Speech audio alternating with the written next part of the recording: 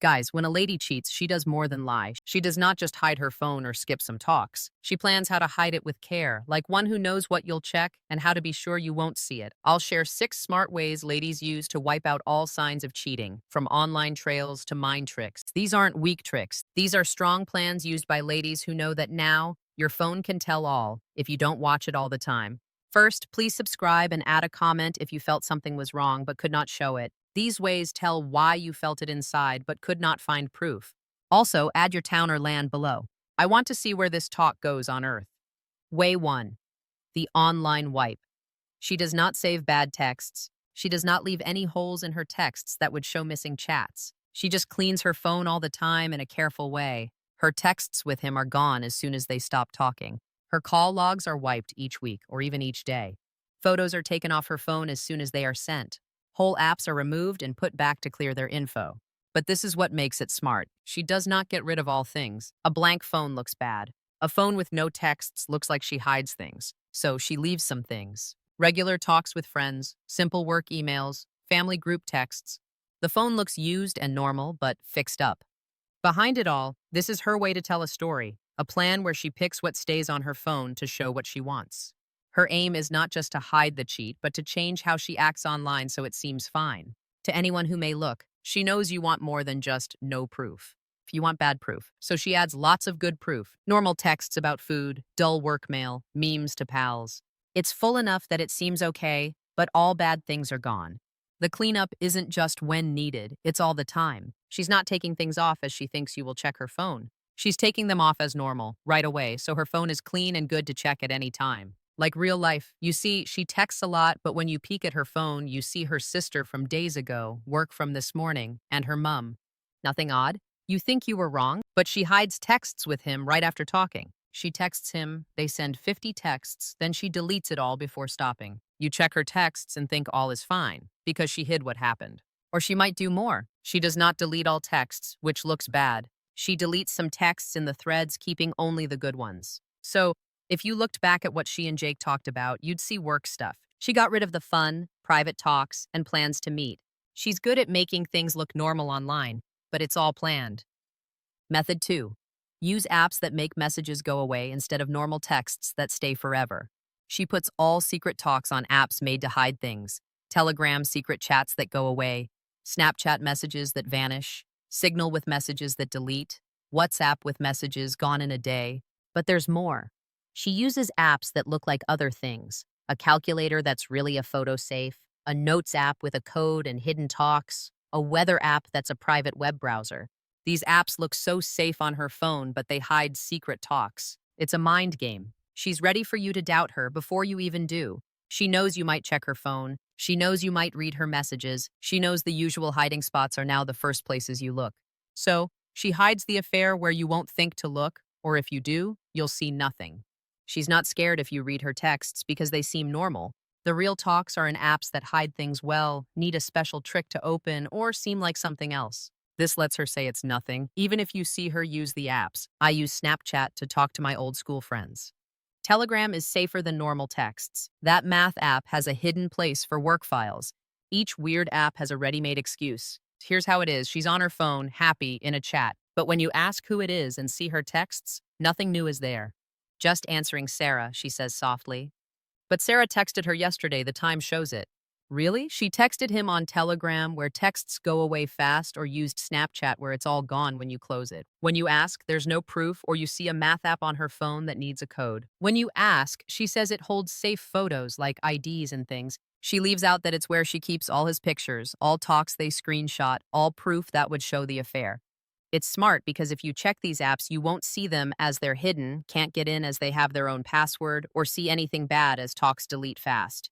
Way 3, the easy device switch. She does not have the affair on the phone you see. She uses another device, an old phone she said was broke but charges each night in her bag, a tablet she says she reads on but uses to talk, a work laptop she takes home and uses alone, a cheap phone hid in the car. The device has easy answers. It's my old phone. I use it for music in the car. That's my work pad. I can't put my things on it. That laptop is just work, believe me. Each reason seems okay, so you don't check them. It's how the mind works. This is like splitting lives. where she makes two lives on two things. One thing, the phone you see, the one she uses near you, is safe. It has her real life, talks with you, family chats, work mail, media, you know. The other thing has her secret life, all talks with him, photos she hides, apps she hides, media you don't know. By using two things for two lives, she makes it safer. Even if you look hard at her main phone, you'll find nothing since there's nothing there. This way lets her act like normal with the phone you see.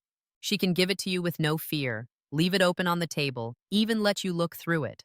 Her trust isn't being too proud, it's knowing for sure. She knows there's nothing bad on that phone because all the bad stuff is somewhere else, like this. You thought her old phone was in a drawer, not used, since she got a new phone months ago. But you see it's always in her bag and sometimes it's charging at night on her table. When you ask, she has an easy answer. Oh, I still use it for music in my car. It connects better than my new phone. But she doesn't use it for music. She uses it to text him on apps that aren't on her main phone. She uses it to call him when you're at work. She uses it to hide a whole other online life you can't see. The thing looks safe. It's just an old phone, so you don't check it. Even if you did, it has a password different from her real phone. Or she has a work tablet she brings home. It's a rule, she says. I need to keep it for work, she says. It's on the counter, plain and normal. You don't know she put her own apps on it with a new Apple or Google sign-in. She talks to him a lot on this thing you think is just for work, so you don't look at it. It seems okay, so it hides things. The thing isn't strange because it has a real reason to be there, but real reasons are great for hiding fake reasons. Way 4. Making sure stories match. She does more than just get rid of clues. She swaps it for well-made reasons that fit with where she's hidden online. Each gone call has a made-up excuse. Each blank in where she was has a good reason ready. Each lost hour has a tale that fits her day so well that asking seems crazy. The skill is in how these stories match things she does. She doesn't just say, I did yoga. She says the teacher's name, what they did, and says she's sore later. The lie has so much truth that it seems real. Why this works? This is story sync, a mind trick where she makes her fake reasons match her real habits so things seem normal. The stories aren't just lies. They're picked to fit right into her life. She knows how memory acts. When you try to think if her tale is right, your mind checks it with what it knows. If she says she was at the food shop on Tuesday day, your mind doesn't see that as odd because she goes to shop then. The lie hides in what is true. This way takes much work and care. She can't say two things. She can't lose what she told you, so she keeps her lies near truth, making only small changes to hide the affair while keeping all else like life. You check her calls and see none from that day when you felt she was far off. You say it easy. You didn't talk to anyone then? She stays calm and not mad. Her words are quick and easy. Oh, my boss called on WhatsApp, not the phone. She likes WhatsApp at work since calls to other countries don't cost money. The reason makes sense. It tells why the call isn't there. It talks about her boss, who you know is real. It gives a tech reason, calls to other countries, that sounds smart and true. You stop being unsure since the answer fits your question so well and sure. You don't know she talked to him, then erased the call right away and had this ready if you saw the empty spot. Or she gets home 3 hours later than she should. Before you ask, she says, sorry, I'm late. I saw Michelle at the store and we got coffee. You know her. She talks forever. She laughs, you laugh. This covers your question. If you checked, she might have seen Michelle for 5 minutes, making the story true, but she spent the rest of the time with him. When you doubt her, it's too late. The story is now fact. Method 5. Both delete things. This is not just one person. It's a plan where both people keep things secret. They both delete all things after they meet. Texts, pictures, calls, even names are removed fast. They make rules. No saving things, no photos, no clues to find. This makes a setup where both sides care about keeping secrets safe. She's not the only one keeping herself safe. They both keep each other safe. This makes them both feel responsible. It also means they both risk more if they mess up, so they are more careful to delete things. Why it works. This is shared blame in a lie. It's a mind trick where the secret makes the two people feel close. They both must be careful because a mistake puts them both in danger. Deleting things becomes part of the love, a secret thing they do that makes them feel closer as it keeps them safe. She feels safer because she's not the only one at risk. If he's good at deleting things like she is, then you won't find anything even if you get his phone. Working together means no one can mess up and get them both caught. This tells why she seems so sure when you see her phone. She trusts their plan, tried many times, not just herself. She has lied before using their rules. Here's how it looks. You dare to check her phone when she showers. You see texts, calls, pics, social media, and email. You find no bad things, not one wrong talk. You feel good, but lost. You think things are bad, but you see no proof. She let you check because she knew their plan would work. They both know. They both remove each text talk after it ends. They both remove each photo sent after seeing it. They both clear the call list after each call. They use fake names for each other on the phone. Her phone says Sarah Jim, a fake friend she knows from working out. Even seeing texts to Sarah Jim, you'd think it was all true. They both work hard at this, and that's why you can't find a thing even if you feel like something is wrong. You aren't wrong. You're fighting a plan made to stop the search you just did. Way 6, messing with your feelings, as a trick. When you see things that don't match, texts gone or holes in what she says, she stays calm. Instead, she messes with your head. She'll cry, saying you hurt her by not trusting her. She'll joke, making you seem silly for being worried. She'll act sad, saying you're hurting her and your love. She wants you to forget what you found and look at how she feels. Now, the talk isn't about why she took texts away. It's about why you're sad for not trusting her. You end up making her feel good instead of getting answers, saying sorry instead of looking into things. It's all in the mind. This is like cleaning up the mind, the last way to hide what happened. She knows that taking away online proof is only part of the work. The other part is taking away your worry, your want to look into it, your faith in what you see. By making you feel bad for asking things, she keeps your interest locked up. If every try to find truth makes you feel like a bad partner, you'll stop trying. The hurt inside gets too big. You'd rather not know than face another sad fight where you're the bad guy.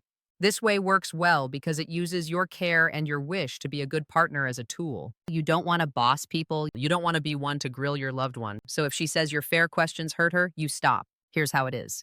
You see she got rid of texts from a whole day. When you ask why, not in a mean way, she won't say. She seems mad and sad. I didn't know I must keep all for you. Is this us now? You watch my phone like I'm a kid. I can't think you don't have faith in me. Now you say sorry for how you sound, not why she deleted them. No, I did not watch you. I just saw it and asked. She sighs hard. Asked is nice for nosy. This is hard. I feel watched in my own love. You say sorry for asking at the talk's end. The lost texts are not said. She got you to talk about you being bossy, not her being nosy. You feel bad as she keeps her secret. The feelings trick you and hide the truth. Even if you see things, even if things don't fit, the hurt to learn more gets so big you stop. These 6 ways are all used. They work as one to hide things and trick you. Deleting things hides what is clear. Apps that vanish get rid of the place proof could be. Another phone makes a new, different you. Fake stories hide missing time.